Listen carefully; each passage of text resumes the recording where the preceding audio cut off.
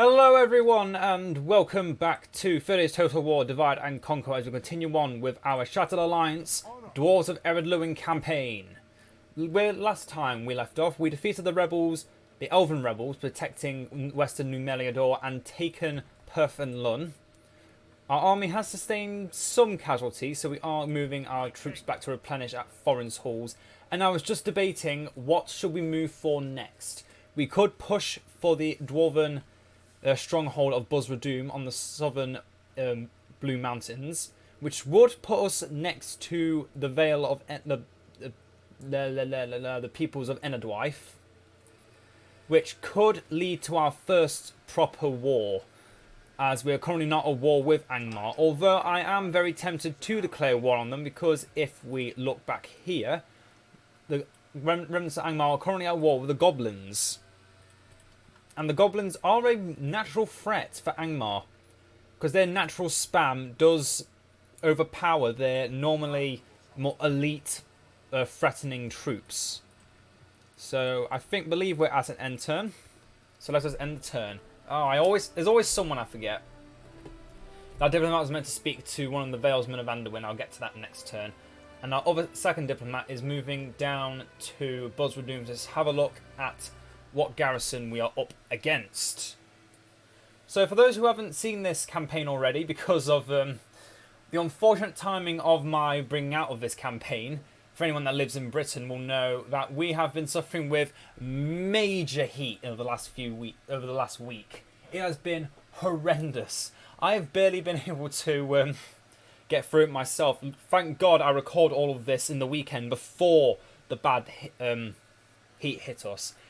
I must admit, it has been lovely weather, but too much lovely weather eventually just drains you dry. Imlodge is besieged, not good.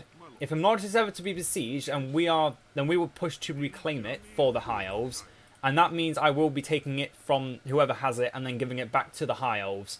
Any important High Elven or just Elven in general region, I will gift to our High Elven brethren. Because, let's face it, I can't control all the world, and it makes sense that I give my allies some help in helping us claim the world. Because that is kind of the point of this. We're fighting against everyone else, to put it bluntly. No more allies, and only enemies will come for us now. Let's move our pikemen in, and consider our next move. We want to retrain them, definitely. Now, do I want the Master Stoneworkers Hall? I think I do. That extra, if I can find the building, that extra 10% cost reduction and 15% building time reduction really does help the dwarves. The dwarves have probably some of the longest build times because they need that natural progression reduction, because otherwise they just spam out all their great buildings, get massively powerful economy, and just cannot be stopped. As has been seen with the Erebor campaign, where even with those reductions, they are still strong. Do I want the Steelmongers, or do I want the Pipe Hall for the extra public order? Public order can lead to more people settling in, and the more people we have, the more money we make. So yes, I will get the Pipe Hall.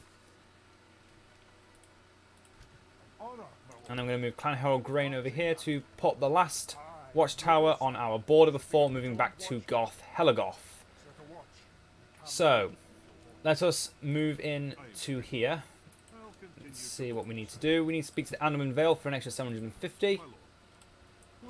I don't really care about the Anduin Vale, so I'm going to do what I normally do. I'm going to demand... They are poor, so I'm not going to ask too much of them. I'm going to ask for 700. That seems fair. I'll give you all my maps for 700 coin. Well, that seemed fruitful. Now I'll only be growing stronger from here, so you know. Now I'm gonna move.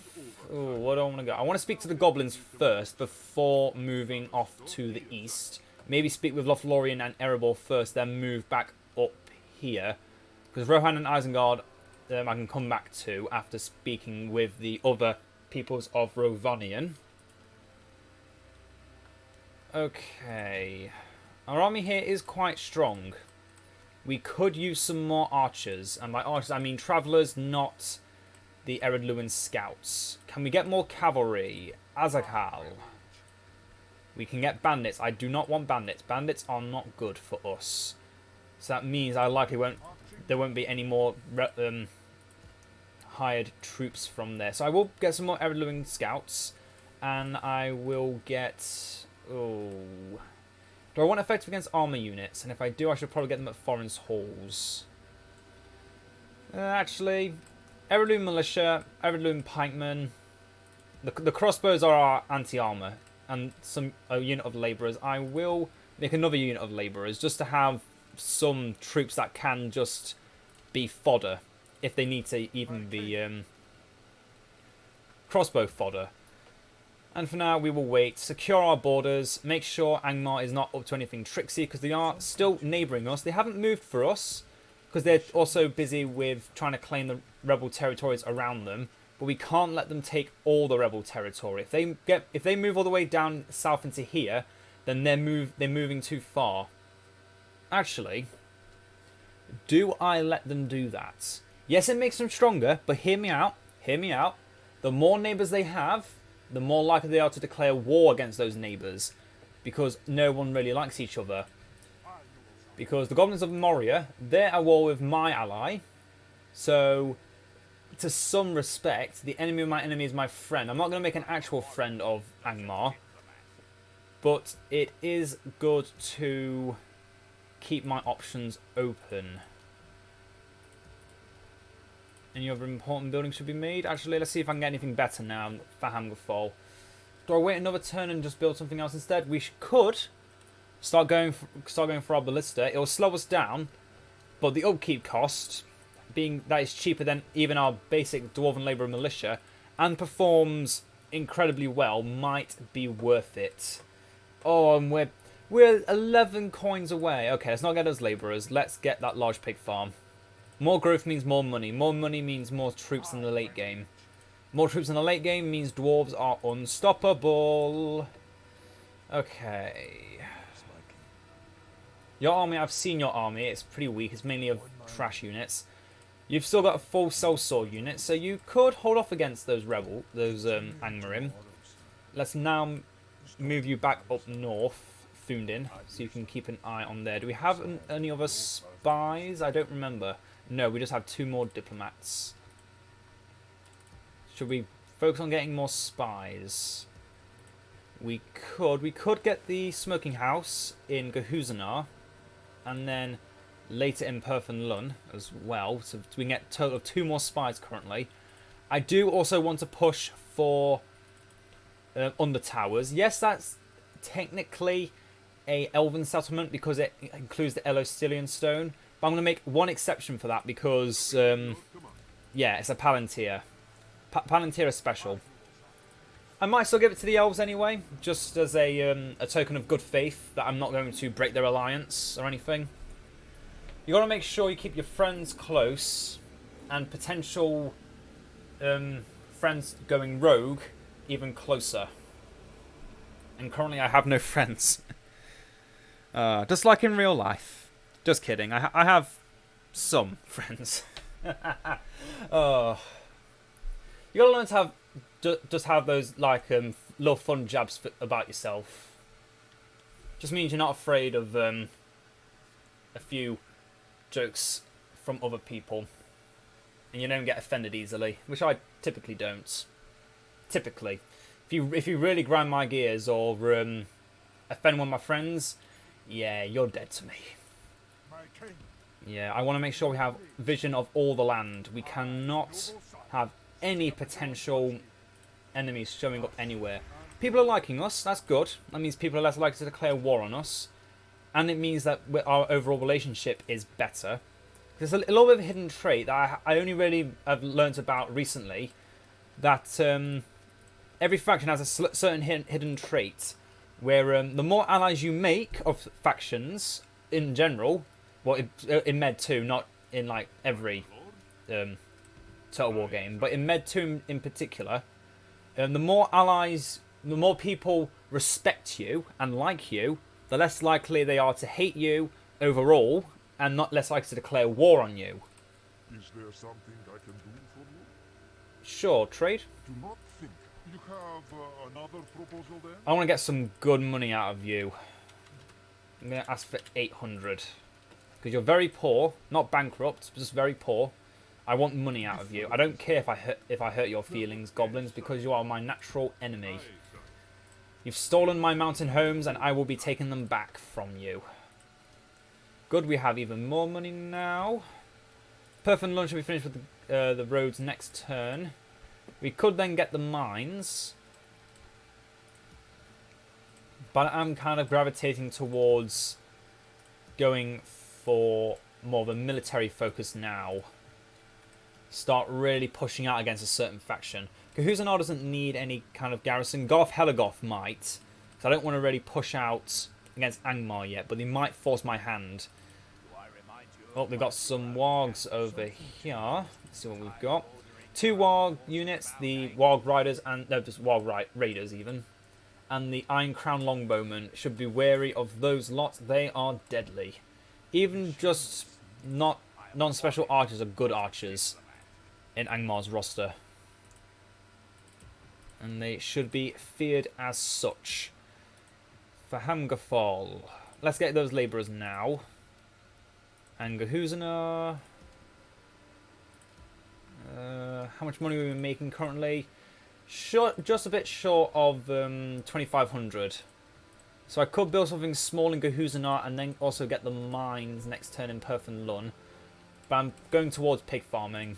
We just want to build up Perth and Lund to make it a town as soon as possible. The sooner it gets walls, the sooner I can be less worried about its overall safety, and we can just build a small army to protect it. The mines of Cahuzanar aren't worth it. I've already mentioned that several times. We could get the miners' quarters, so we can put it at a higher tax rate and have less public order problems.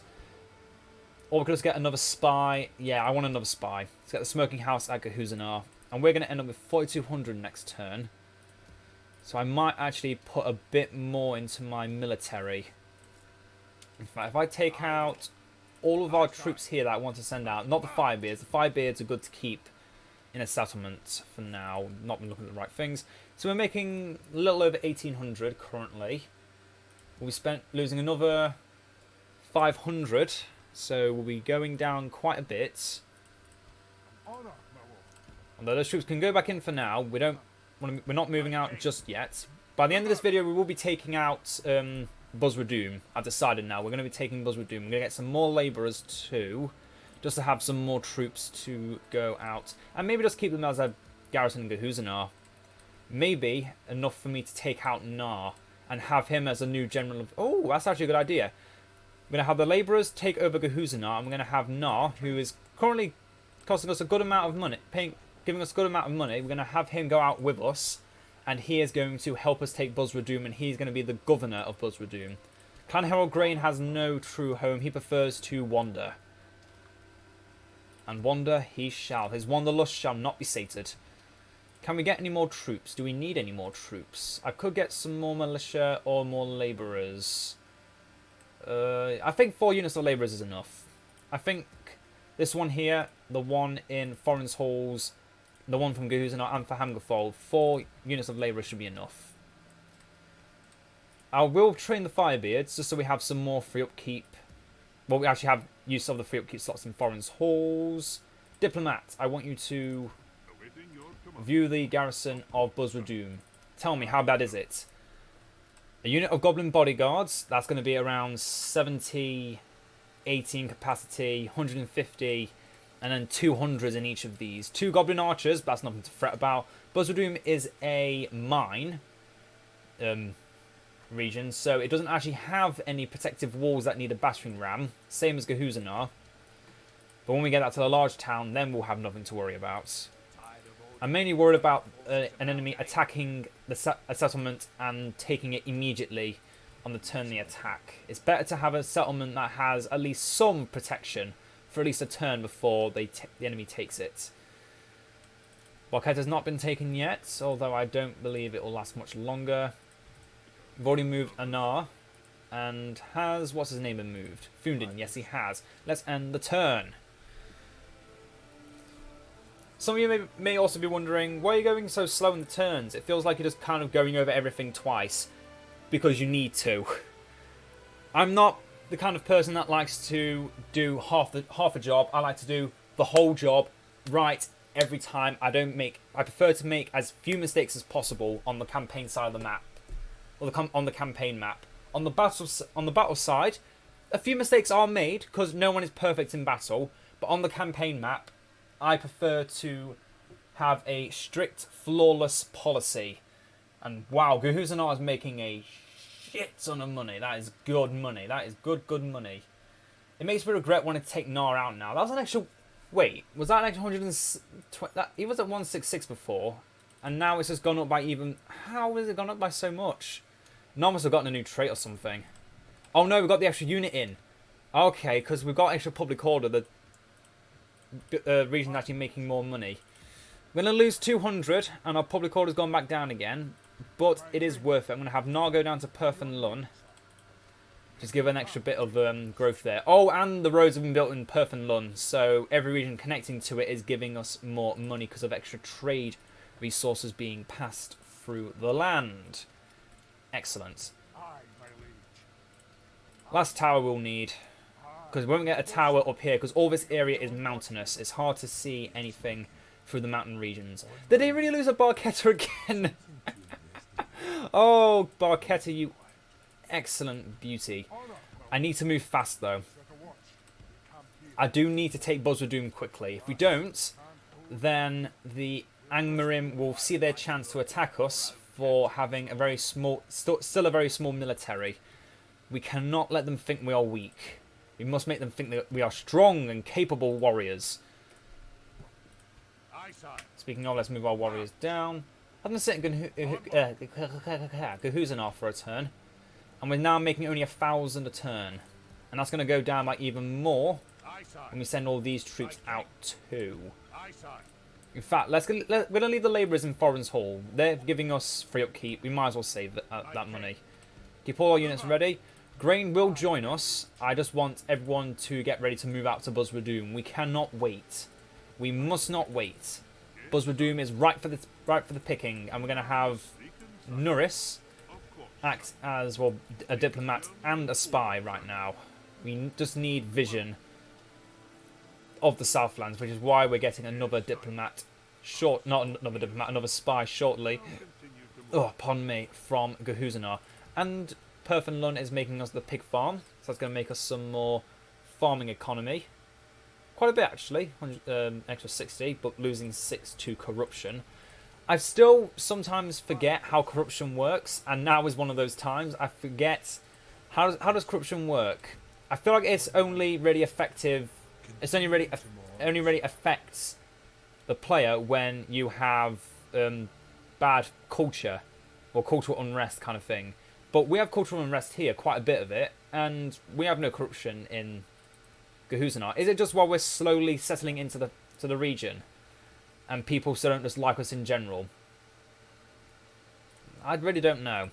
Medieval 2 has a lot of small things that aren't really talked about, which kind of go off all in the background, and you don't know about them, but it can end up costing you hundreds per turn. And yeah, I do not want to be losing money. If anything has taught me about playing as the dwarves, you have to be stingy with your money. You need to play well with your cash and not let any of it go to waste. Because if you do, then it's going to cost you heavily. Because every unit of the dwarves is costly. Except for the ballista, apparently. I did not know they were that cheap. I thought they were around 300. Guess they might have just decreased the cost. I believe the catapults are still expensive, though. I bet they're around 400, 500. Knowing me, they're actually going to be about 300. Although we can actually find out. We can find out, and I'm going to find out. Because before, I believe, version 3... No, before... Oh, Mount Gundabad is besieged. What? What? Remnants of Angmar against the Orcs of Gundabad. Oh. Oh. You have no idea how much I just want to dig deep into Angmar. Oh, now could be the perfect time to just utterly TP them. Triple penetration through the Goblins of Moria, Orcs of Gundabad, and us. We could completely wipe out Angmar. I am a warrior. I will not deny that Angmar is a very strong faction. They can very easily take out both Gundabad and the Orcs of Moria if their attentions are also split. But right now, Gundabad has no other enemies, so now they're going to be focusing 100% on Angmar. Angmar, I believe, are going to lose Litash. That's my thinking here. They're going to lose Litash in the next 20 turns, unless Angmar takes Gundabad. I'm not going to view the map through Toggle Fog of War. I don't view it as cheating to do that. I just view it as unnecessary. Elves, I don't hate you. You are good people, although I have heard what you did to the Foreign's company way back when. We're not totally happy about that, but we will keep the map information cheap at 500. It's good day to you. As long as it's not barely accepted, then they're happy, and we didn't leave it off on a bad note, and Anar is better off because of it. Good. Franz Hall making that dollar. Okay, who's Anar making that dollar? Let's move out these troops to Perth and Lun. We are building quite the army. We could keep the cavalry behind, and in fact, now I'm thinking about it, we do need to leave a unit behind in Perth and Lun. Okay, labourers, I've got a use for you. We're going to sit in Perth and Lun. We want as many units as possible, but having having at least some labourers is better than having no labourers. We could get another unit for Hamgerfall, and that would be free upkeep. Since we got the money, it might be worth it. However, the Hamgerfall is about to finish the log pig farm, and Foreign Hall is about to complete their building too. So next turn, we want to be building big buildings that cost very, very little. So we're actually going to spend no money on extra units right now. Oh, and Gahuzanar's going to finish the smoking house. Oh, I've lined this up terribly. You should never have all your regions complete their construction at the same time, because then you're going to miss out on turns of construction for certain buildings. We do need culture here. Let's get the brewery at Goth Helagoth. Actually, 20%. We have 20%, right? Yeah. Let's get the ironmongers. That would make us an extra 192 coin a turn, and that's only 2 turns of construction, so that's good. But next turn we are going to be spending. Probably Gahuzan is probably gonna have to get the short end of the stick and make and get no money for the turn. Well, actually, not make no money, make no buildings for the turn. Just the way things are. We are building up a good army here, and we want to be moving out after next turn. We haven't actually spoken to Ered yet, so let's talk to them. Let's make sure they have a good impression of us. I'm going to have trade rights with you, and I'm going to gift you my map information, and I'm going to gift you some money. See, they're pleased, they're happy. Our relationship with them is good. I want to keep that up. I'm going to give you 150 gold coins, because I am a nice dwarf. We give people money. An honor and a pleasure. You can also tell by the way the character replies to you finishing their diplomacy. It's like, an honor and a pleasure, farewell. When someone answers like that, you know you have someone who is not going to betray you. Also, giving people money is always a good way to keep alliances good. But if they do think they can come for us, look at their stats. This is why Ered is one of the most unliked factions. All their troops are trash compared to ours. Yeah, it's turn 22. The faction hasn't really started yet, and their general unit is good. I'll give them that. There's a decent javelin unit with 4 missiles. I feel they should have more. I feel like as a general unit, they should have more. General units are supposed to be somewhat overpowered. Because 1, they're self-replenishing. 2, they're they could die if they will die if the general dies at the end of the battle. So they're more risque than other troops. And finally, they are just generally meant to be better. The general's troops are always meant to be better. Anyway, and turn. They still haven't taken Barchetta. They're still not going to take it, I hope. What I want to see is the Dunedain fight Angmar as well. The more wars a faction is brought into, the more likely more wars are going to be declared upon them because they're seen as a weaker nation. This I learned from Total War Warhammer. The more wars you have upon yourself, the more factions that hate you, certain factions that might like factions that hate you, are going to hate you as well. Especially ones that share a culture with said factions. In this case, that's why Angmar decided to go to war with Gundabad, because he also hates Gundabad and they are neighbours. I'm surprised it actually took them this long. Takes me back to when I did my Angmar campaign and just rushed straight in for Gundabad. They had no chance. They had no chance. Oh, that was a fun time. That was before the faction of Gundabad was actually in DaC. That was just when the Orcs of the Misty Mountains held all of the Misty Mountains, not just, what's-her-face? Moria. Let's speak to Dale. What is it you wish to discuss? I want to have trade with you. You are bankrupt, so I'm not going to expect any money from you. I want you to be happy. Because when I declare war on the Dwarves of Erebor, your current enemy, I want to have you by my side. A war has been declared between the Anduin Vale and the Orcs of Gundabad. This is natural. The Orcs of Gundabad are now quite locked in place here. I imagine they probably have taken Dane's Hall as well. Maybe even a Nozanar. They don't start with a Nozanar unless you play the Dwarves of Erebor. That I learnt very quickly. Another unit of Dwarven Labourers at the capital. Oh, look at that. We actually replaced the Labourers very quickly. Now, I want to see, firstly, if we take everything out and if we throw in one unit of Dwarven Labourers, is that enough? That is enough. Okay. No. Go back in for now. You're making us a little bit more money, a little bit more growth. That's still good. Okay. Foreign's Halls. Your buildings are now the cheapest they currently are. We could save up for the Stoneworkers Guild House, which would give us, again, another big improvement for only 4 turns to make. But I do want more money. How much will this make us? An extra an extra 100 in trade, an extra 100 in buildings, and an extra 8 in admin. So about 200. 200, that would take us 30 turns to pay back what we paid for it. Large pig farm, only 1200. Will make us on average about another 70, maybe up to 100, or lowest 50 a turn. We will get more growth, which means the population growth will be better. We'll get more people joining into Foreign's Halls, which means we will get more taxes. We could get the Steelmongers, very cheap, very, very cheap. We could even get the practice range if we wanted more troops. Let's see if we can get in for Hangerthal before we make any decisions. Again, the pipe hole is open to us. We could build the Steelmongers to last us a little bit longer before we need to build something there again.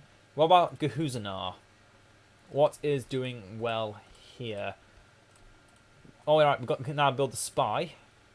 So I'm going to actually... Oh, pardon me. I'm going to build the Steelmongers in Thahangafol. I'm going to get an extra spy from Foreign's Hall so it's closer to the Southlands. And what else could we build?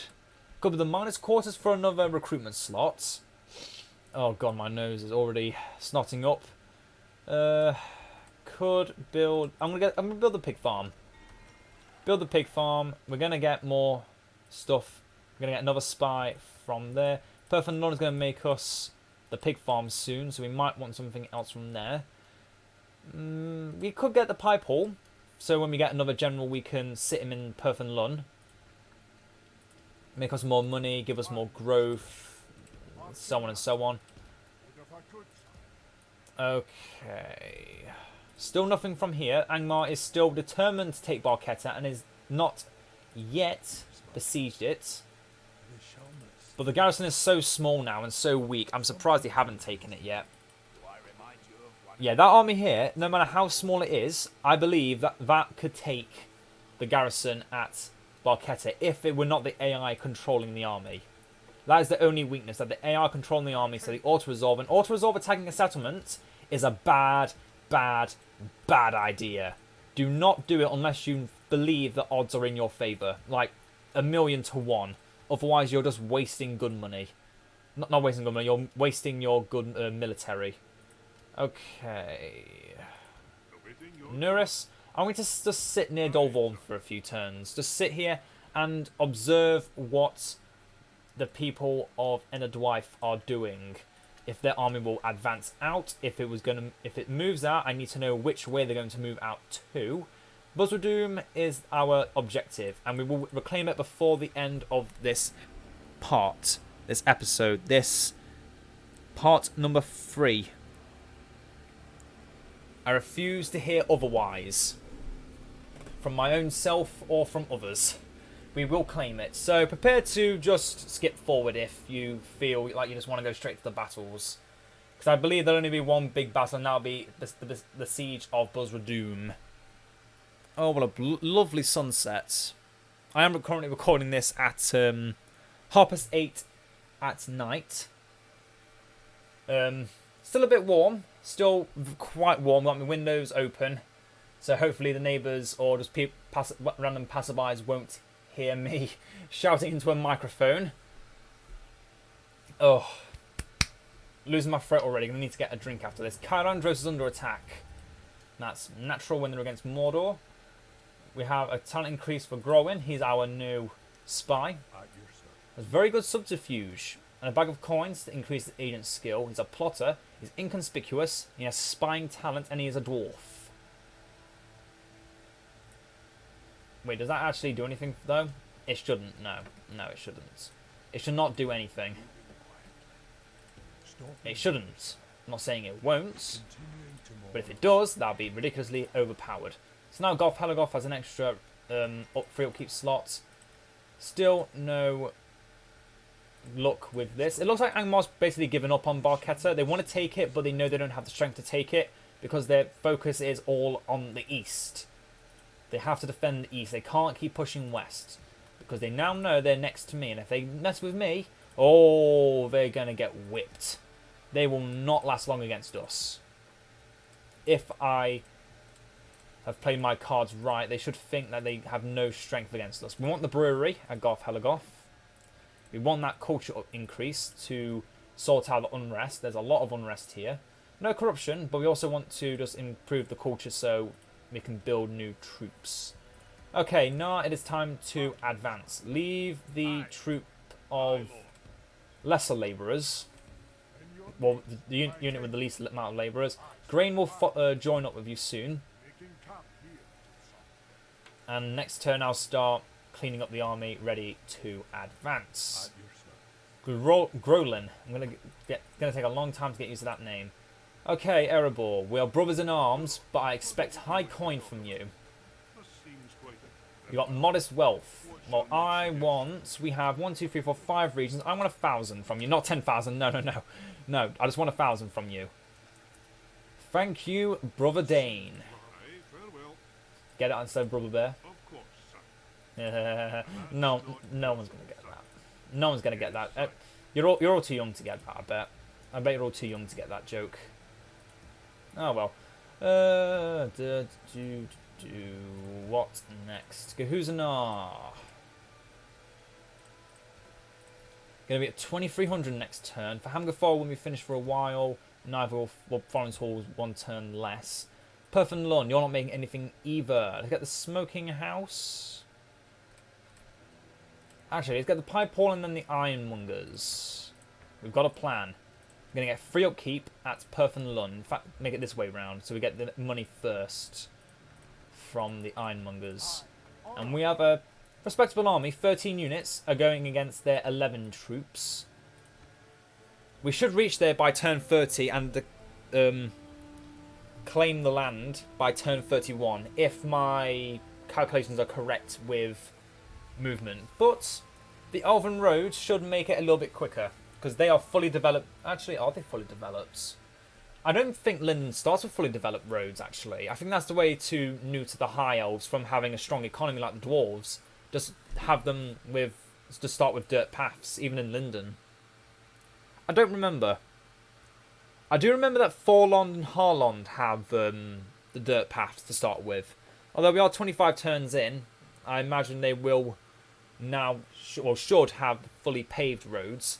And it's turn 25, so unless the script that makes Ered Luin go to war with Bree has changed, then there should be some more wars afoot. Let us see with our eyes. Yep. Oh, an alliance announced between Gundabad and Moria. Yeah, I see. I see that happening. There was no way around it. They're basically the same faction. Well, they used to both be the same faction, but because of popular demand for a good orc faction, not good as in like good, but good as in very strong. Yeah, look at this. They have no military in Fuiros, and I imagine it's the same in Gobadrine. Yep. Angsul, I haven't seen. Neither have I seen Karndum, surprisingly. Although at Litash, yeah, that's a small garrison. And the Snowhawk capital of Mount Gundabad has been fought over, has not been claimed by Angmar, which is good. If Angmar gets strong, then we are in trouble, because Angmar really does have the power to completely overpower us. Yeah. That may sound stupid, but believe me, they really do have strength that can overpower us. We don't have enough culture yet to warrant getting the town guard. Town guard. So I might even get the healer's post. Extra public order due to happiness means we get more growth as well, I believe. Yep, more growth. And more growth in Gehuzanar is good. I might even turn that down a bit. Oh no, that's extra 100 I'm losing. Can't turn it up anymore, so unfortunately that's 100 I'm losing. But we do want growth too. I'm making okay money. Actually, Foreign's Halls is going to be... Oh, no, it's not. Wait, what?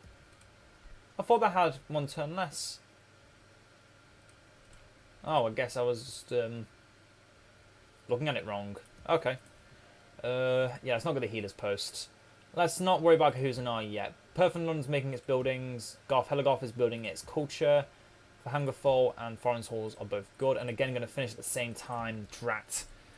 Let's just save up money. Let's save up on money now. We've got an army. We've got diplomats going out to give us more money. Well, we've got a diplomat. The other diplomat's just sitting at Ered Luin's little fishing town outside the Blue Mountain regions in Minhiliath, if I'm not mistaken.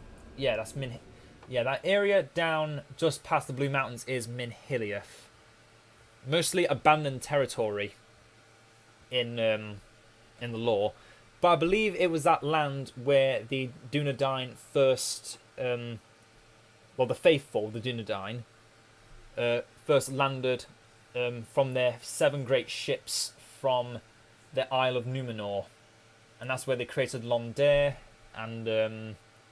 I believe Sadur? No, they didn't make Saduri. Londair was one of their key capitals when they started. Then came Fornos and Anuminas, which then became the king's capital and the defense of Arthedain and Arnor. New mission: take Osgalon from one of our best units currently available. You know what one of our best units currently available are? A unit I can recruit from anywhere. Firebeard warriors. I currently have no real necessity to either take Osgalon or get another unit of Firebeard warriors, which would just be saving us an extra, like, how much do they cost? How much do they actually cost? They cost like 700, right?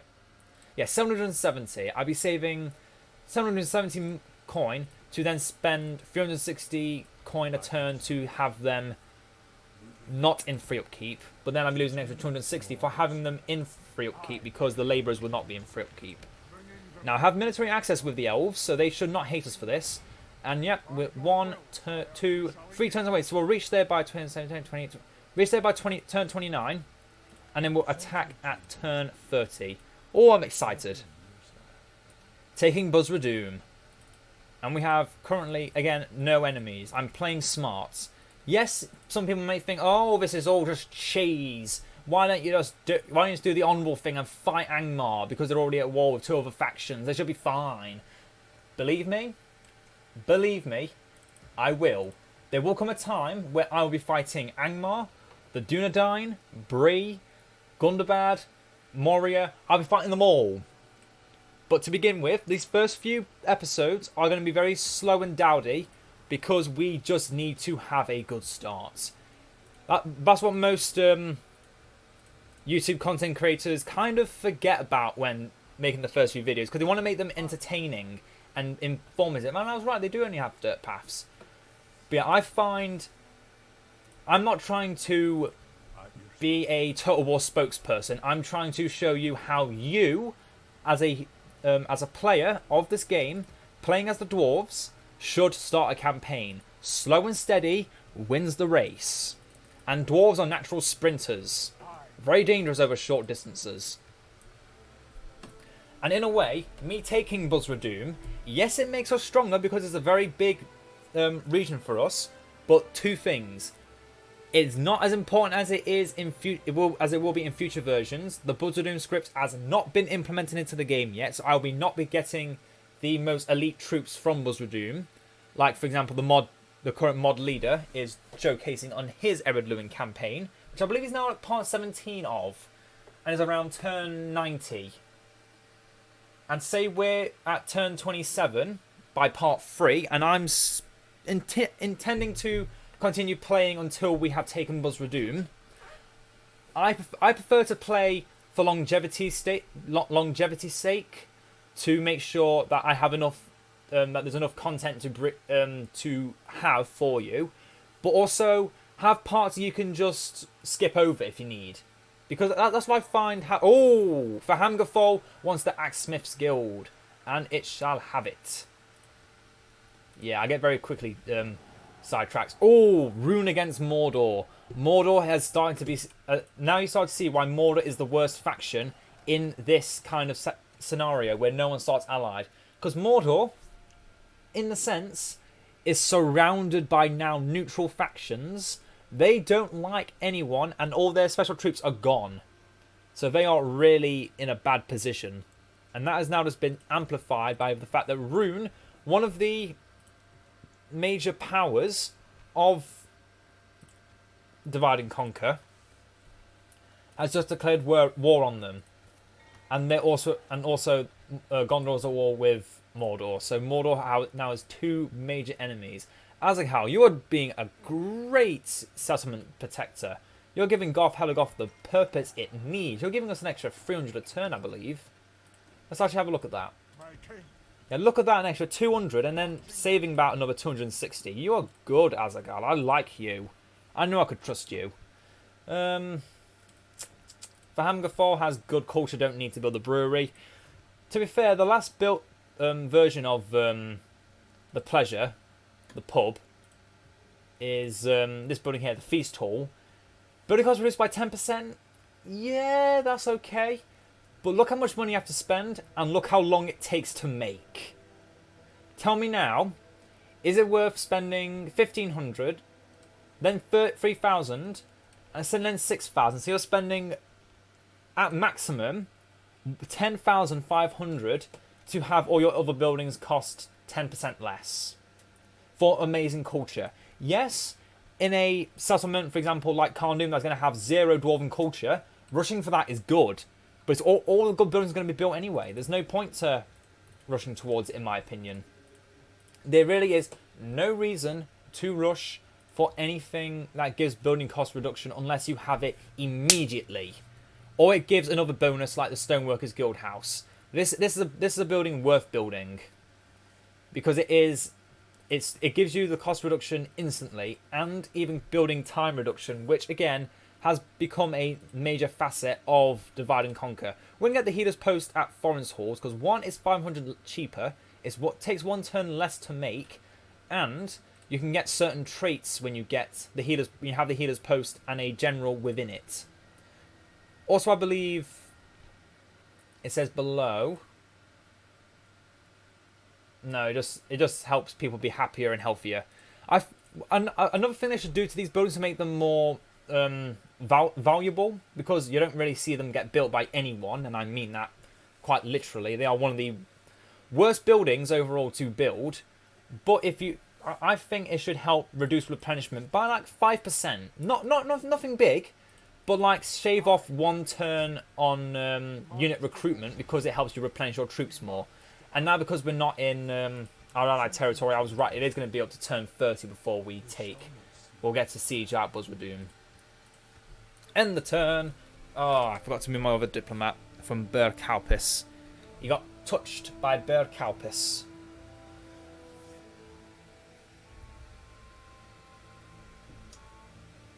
I might skip out these next few turns because I imagine this is going to be me saving up money and moving forward. But at the same time, it takes hours for my editing software to update.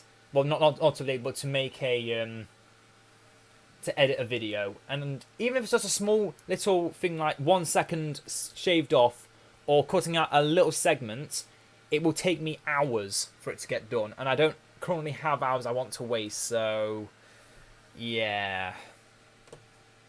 That's why, again, this video is going to be a little bit longer. I will leave a link in the description to the time when the the thing starts ramping up, if it comes to that. I'm probably going to forget about it, but I might do it anyway. For those that just want to see the Battle of Buzra-Dum, because I'm sure there are people that want to just see Buzra-Dum. Oh, Ered and Can are at war, and Ered and Dunland are at war. Okay, Ered now is an enemy. An enemy that will make them... Oh, no.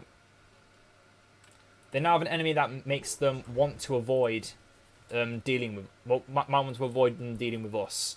That could mean all these units here are going to move. I have no intentions of fight Ered. Not yet.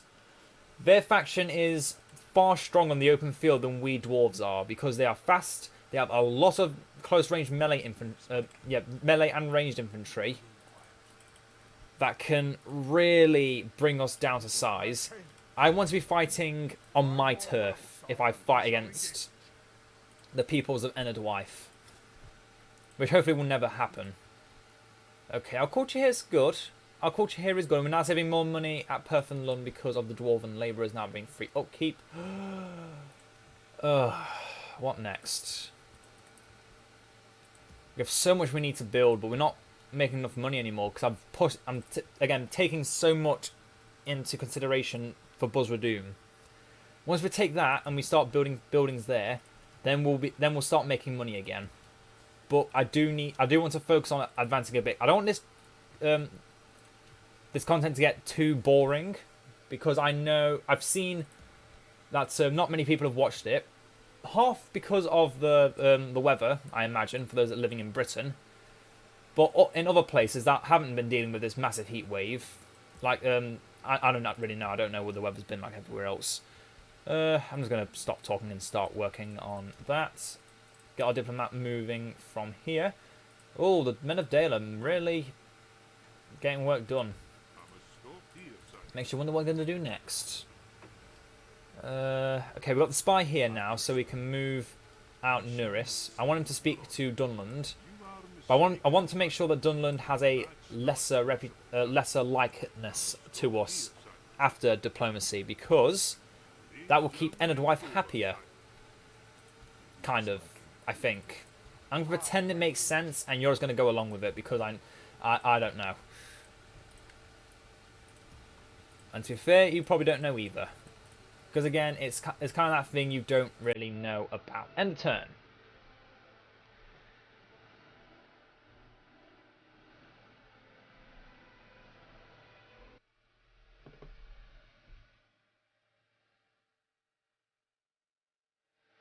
Oh, God, this heat. God, this heat. This video is probably going to be a very long one.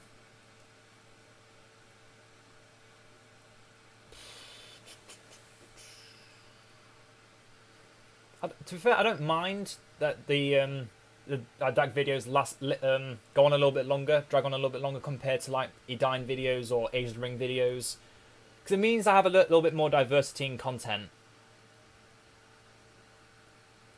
Some people that want to see the full campaign want to try and follow my footsteps. This gives them something to aspire to, I guess. People that want to give themselves a challenge can try and do what I did. Oh, Western Moria is besieged, and Moria has been reached, and the ring is in Mount Graham. Caroline is under attack again. Dwarves are able like us. Dol Guldur and Lorien are at war. Khazad-dûm and Moria are at war. So Khazad-dûm has declared war upon Moria by attacking them. And, I knew it, the Dunedain and the Breland are now at war. So who will win? The Brelanders, who are considerably more numerous and more economically well off, or the Dunedain, who are more powerful, more not as numerous, but definitely more capable of putting up a fight against the Brelanders. Of course, sir. Oh, Karas Nernale, that's a big garrison there, boy. I do not want to deal with that. And a dwarf, you moving out yet to deal with Dunland? No, you've just built up more troops. Again, this army. Let's get this straight. This army, even though its stats are considerably worse than ours, the fact they have this many archers makes them a threat for us. Yes, I have cavalry, which kind of sucks for them, but they also have just really good troops for the open field with hiding everywhere. Although our troops are still 100 times better. Let's not get that mixed up. We are still so much better than them in every way. And we will continue to be better than them in every way. Because we are the dwarves. And we will conquer over all. In time. Monanar, we want to speak to the men of Dorwinion and then the peoples of Rune. Then we want to circle back, talk to Dol Guldur, talk to Lorien, Khazad-dûm, then Rohan, then Isengard, and then move back around. Actually, no, we'll avoid Isengard and Rohan because we'll talk to them with our other diplomat that's moving around. And yeah, eventually we will just have the diplomats as second-rate spies. But other than that, we could get a new unit of Tumunzahar nobles. And I think I will. I want another general to have sit in Gehuzanar, maybe even sitting for Hamgafol to give us more money. But to be fair, Gehuzanar is making us more money currently. And the population here is more important because it means we can upgrade our settlements, where for Hamgafol is as leveled up as it can be, as you can tell by its structure in general. And Golf Helagoth, I might start building an army here. Just a small army of labourers to attack Fuirost. Soon, perhaps. Not saying I will, not saying I won't, but I'm saying I do want to attack Angmar soon. I don't want them getting too strong.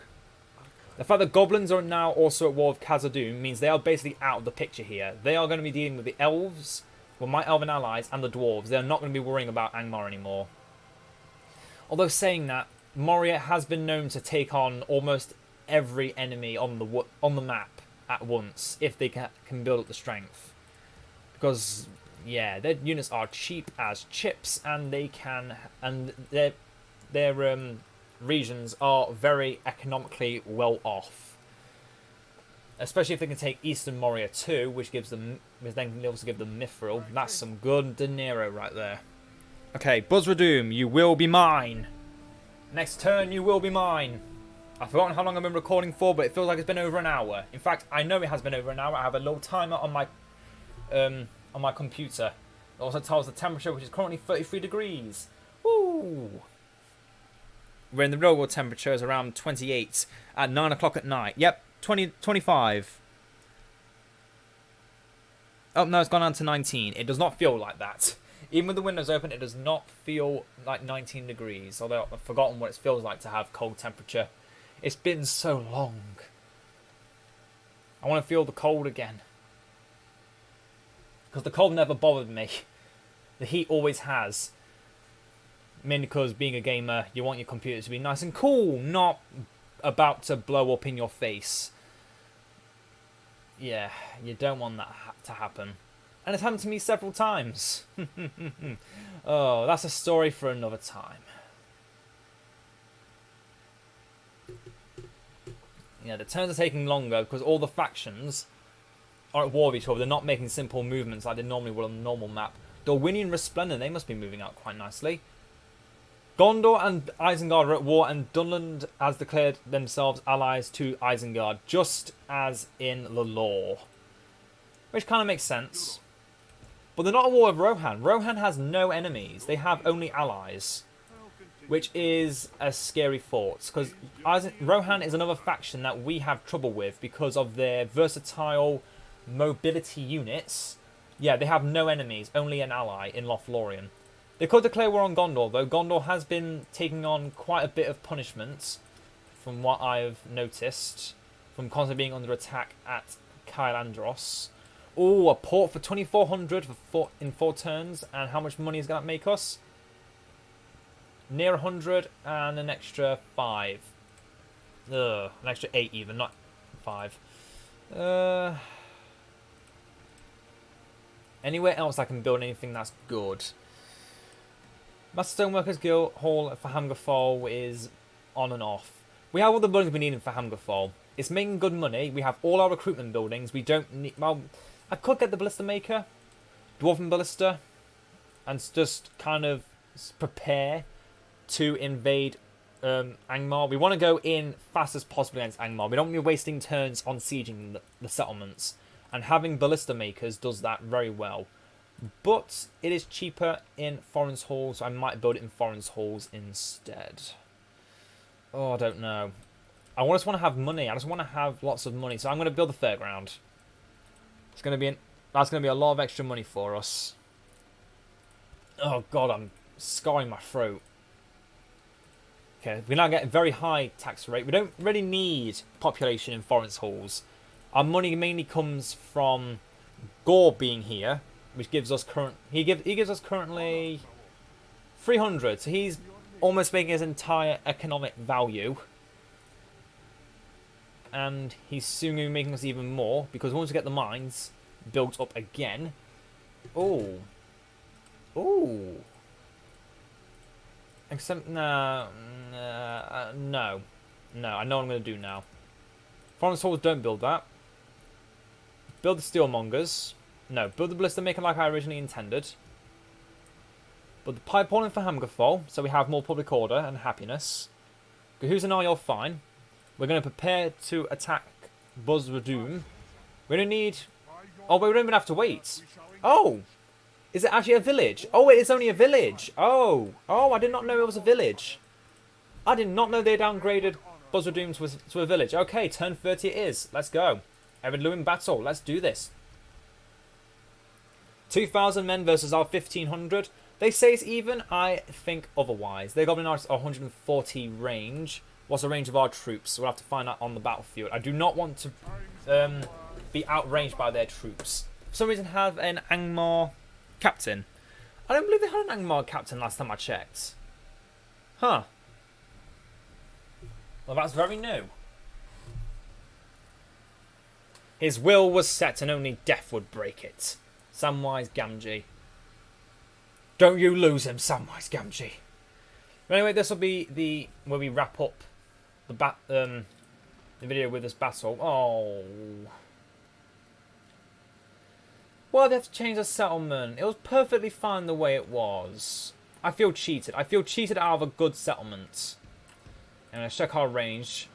150. We have slightly longer range than the Goblin Archers, but there is still the chance we will take some fire from them. So we'll have the Dwarven Labourers ready. One in loose stance that will just stand right behind the crossbowmen. So if the goblins look like they're going to attack, we can then just... Well, if they're about to shoot, we can move them in front, and then they should be the main focus if we move the crossbowmen back.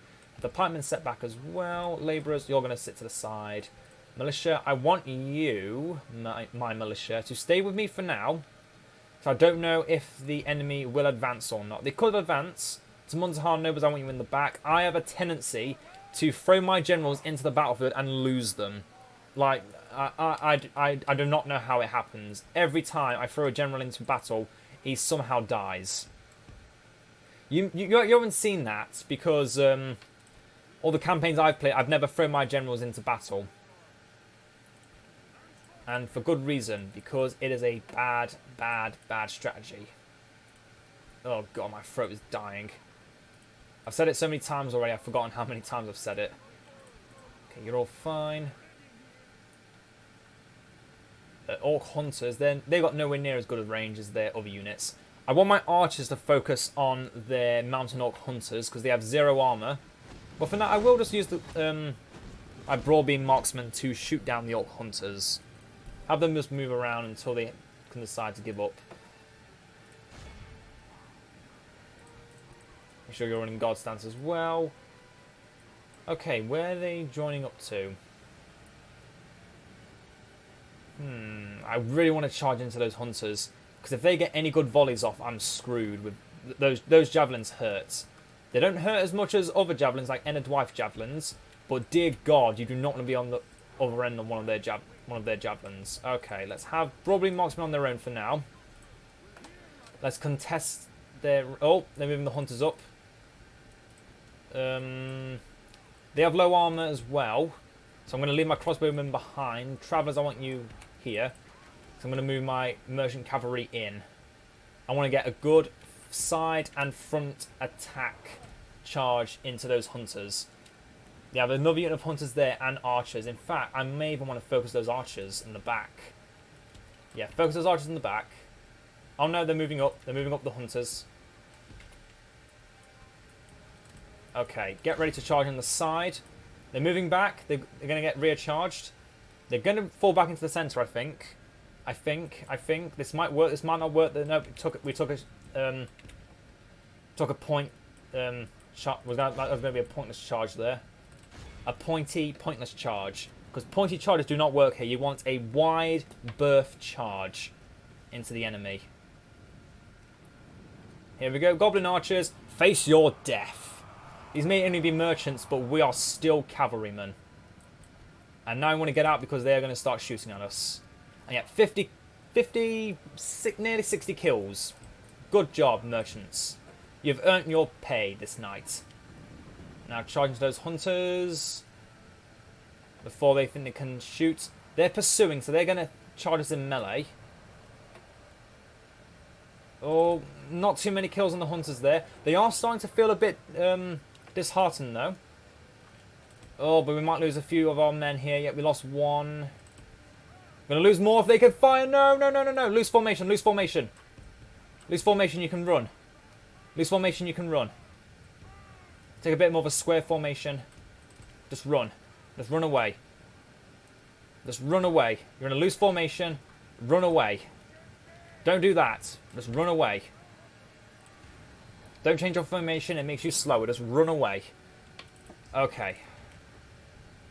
Let's shoot those goblin archers over there. I do not want to deal with them. Those archers are a pain in the ass. Pains in the ass.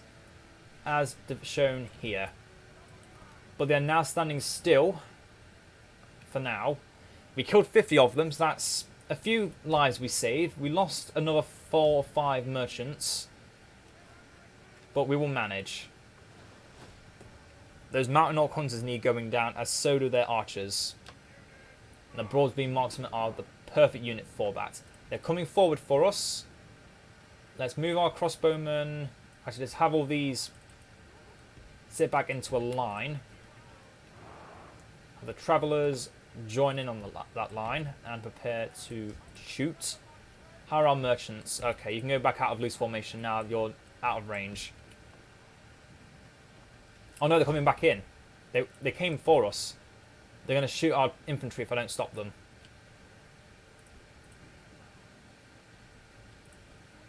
Okay, shoot their archers.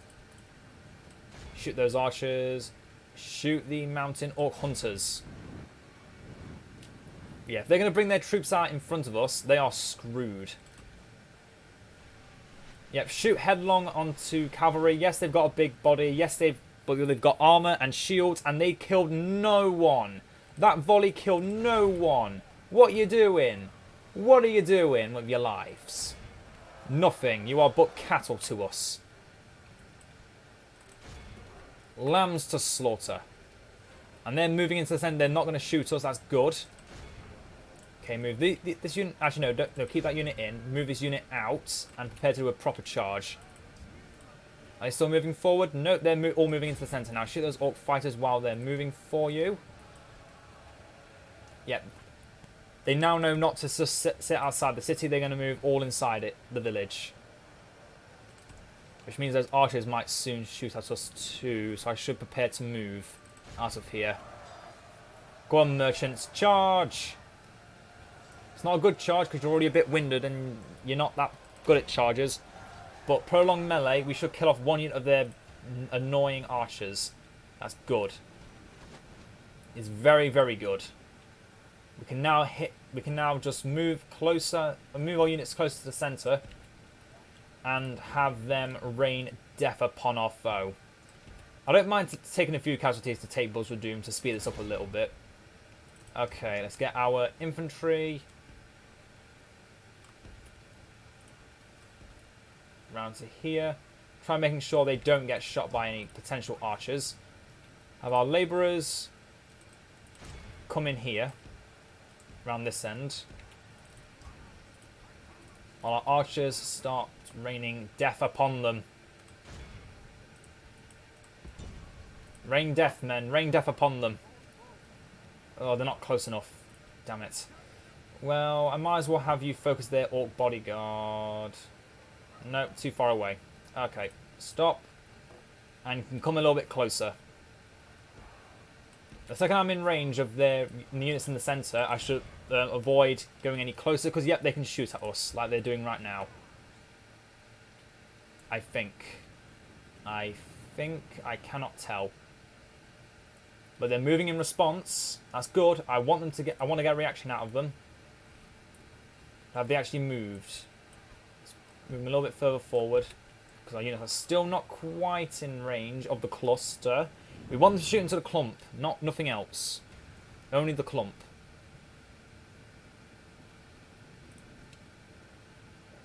Yeah, that's kind of in the clump. That's in the clump. You're not going to be able to shoot the clump. You're going to have to go a little bit closer. I want you to shoot there. Focus on the bodyguards, wherever they may be. Here, goblin bodyguards. 79. Oh, that's a lot. But those goblin archers have now been completely annihilated with near to no casualties on our part. 1% lost, and they've lost 25%. That is what I like. We want to keep that up.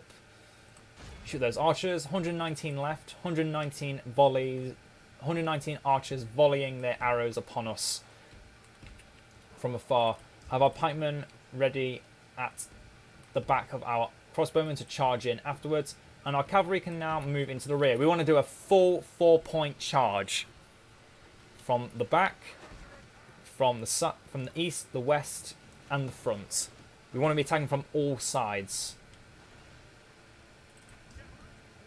Well, pikemen going in first to initialize the attack, and then our shock infantry, the labourers. Yep, I know they're trashy shock infantry, but they're still shock infantry because they're anti-armour. And then Ered Luin militia, I want them going in as well to act as a second buffer for our troops. They'll be coming in from, no, not from 2 points. I want my merchant cavalry coming in from behind, because that's where they can get the most value from them. Okay, speed things up a bit. We're doing well. Let's keep Nar at the back, because I've kind of built him up to be a bit more of a not a military warrior who just goes face first into battle. He's more of a leader, not a leader type, a observer, a war counselor, which is what I want him to remain. Okay, we'll have one unit of militia come, or the merchants come here, and then one here, and then we'll let them walk. We'll let them rest up a bit and recoup. Because again, don't mind if I take how many casualties I do take on this battle, as long as it's not done in haste. We cannot do anything in haste. Dwarves are slow and steady creatures, like the turtle. Slow and steady will win the race. Which one might call this the video? Slow and steady wins the race, or I'll just call it Buzra-Dum. Yeah, I'll just call it Buzra-Dum because we're taking Buzra-Dum.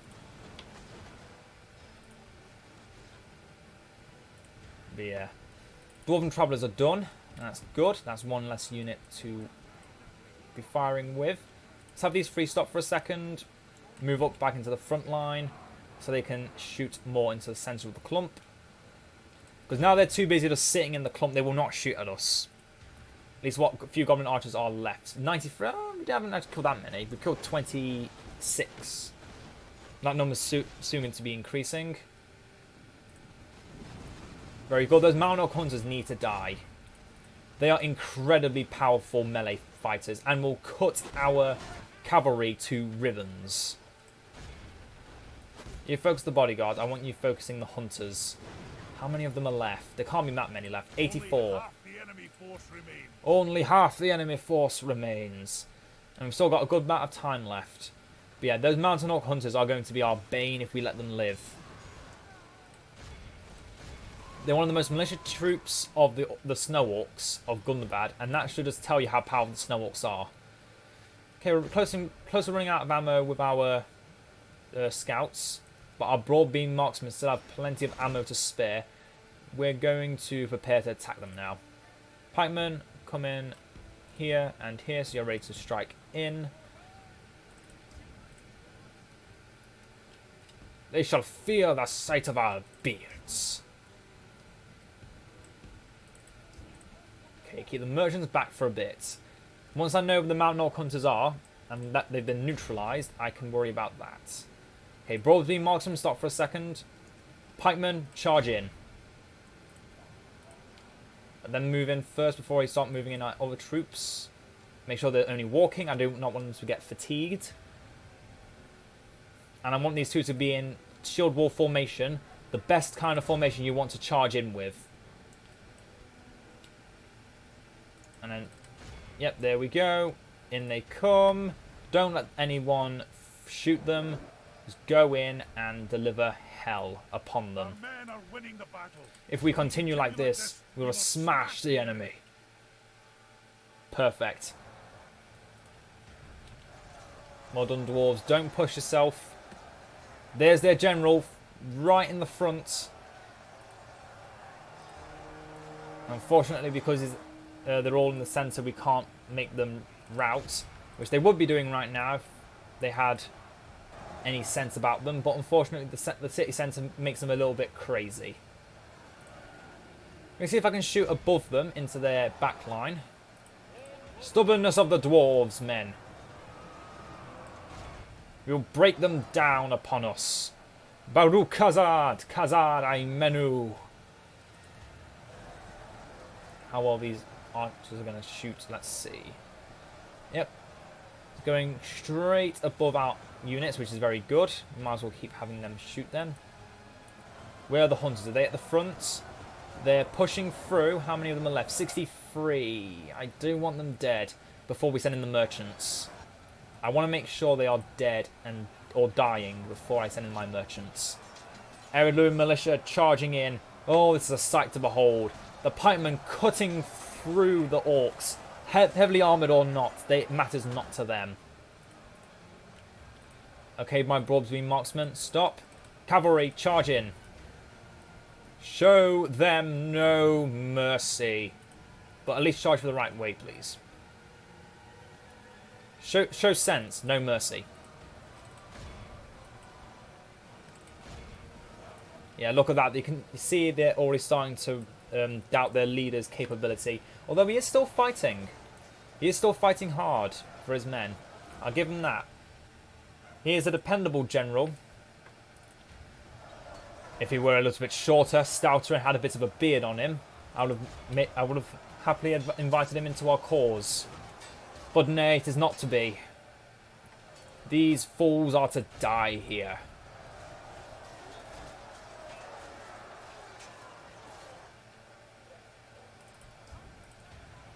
In we go. Other merchants. Look at that. My general lies dead. We have sent the cart to hell. We send the fool to hell. And now if they were a normal army, they would be running away. Yep, let's speed this up then. They're being crushed under hammer and anvil, pike and sword. Hammer and sword. And shield.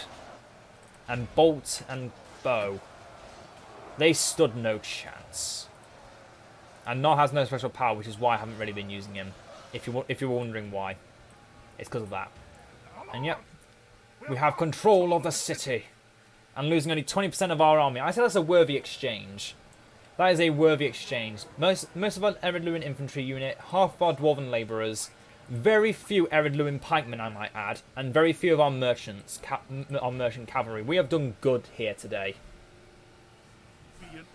Victory we have won here today. Who has claimed the most kills today then? The Broadsby marksmen, 380. I do not believe they kill that many, but geez, that is good. The Ered Luin scouts, 302, 258. Yeah, do not underestimate archers in a siege battle. They do good job. They do very good jobs. Merchant cavalry coming in with 130, 164. Very, very good. Pikemen 112. Another pikeman 161. Very good. Very, very good. And with that, we conclude this part here. Hope you've all enjoyed the slightly lengthened video for only one battle. And it's going to be like that for a while, I'm afraid. The first few videos I don't anticipate to be widely popular, for the fact that they're not going to be very battle intensive. But now we've taken Buzra-Dum, we'll leave a small retinue of our forces here to defend as we build up a new army to besiege Angmar. Angmar is next on the list of which to conquer. And it should not be long now until our victory is assured upon these lands. We have a peaceful neutrality with the men of Ered Luin. Our high elven brethren still stand strong in their home of enlargers against the orcs of Goblin Town and such. And war has broken out in the north, the west, and the north, the west, the east, and the south. All across the world, war is brewing, and we are in a very good place to remain out of it. So you've all enjoyed our little preparation for what is to come. I hope you enjoyed the Buzra-Dum battle. I'm sorry it wasn't as exciting as some battles have been in the past with past videos. But do not worry, Furirost and all of Angmar will soon be next. But we have to just prepare, because if we do not, then we will suffer heavy losses in the future. So I think before we go to the next part, I will say it again then, I'm going to go for the next 10 turns just doing preparation stuff. There's not going to be any battles unless something happens, and then I will show a battle. But anyway, that's all in the future. Until next time, my friends, ta-ta for now.